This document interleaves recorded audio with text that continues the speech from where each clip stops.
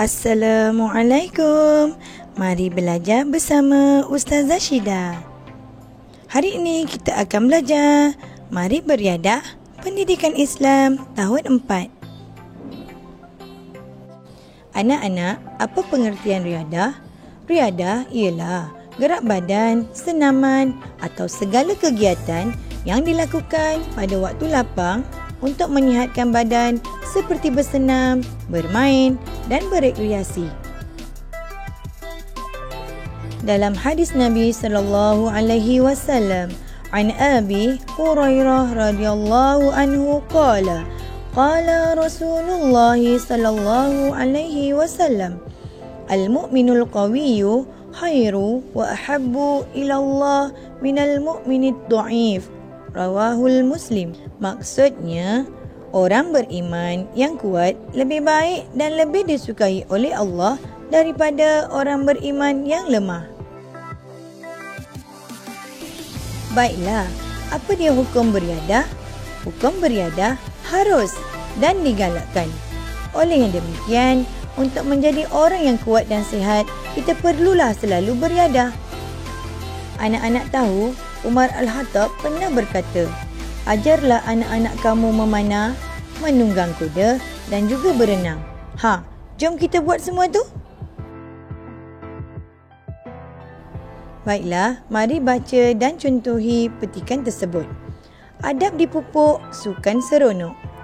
Farouk murid tahun 4. Beliau merupakan murid yang aktif beriadah.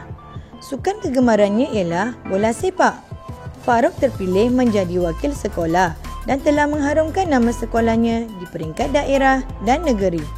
Setiap petang Khamis, Farouk berlatih bersama-sama dengan rakan di padang sekolah.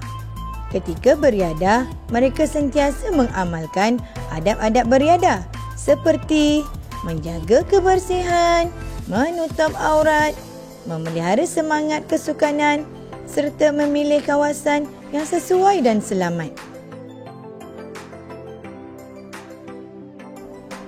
Selain itu, mereka juga menjauhi amalan negatif dalam sukan seperti pembaziran dan aktiviti yang mengandungi unsur judi dan rasuah. Di samping seronok bersukan, mereka juga tidak lupa mengingati Allah dengan menunaikan solat berjemaah di surau yang berdekatan. Bagus kan?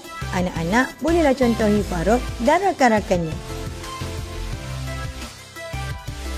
Okey, baiklah. Berdasarkan petikan tersebut, kenal pasti sifat mahmudah yang terdapat pada diri Farouk. Cuba bincangkan.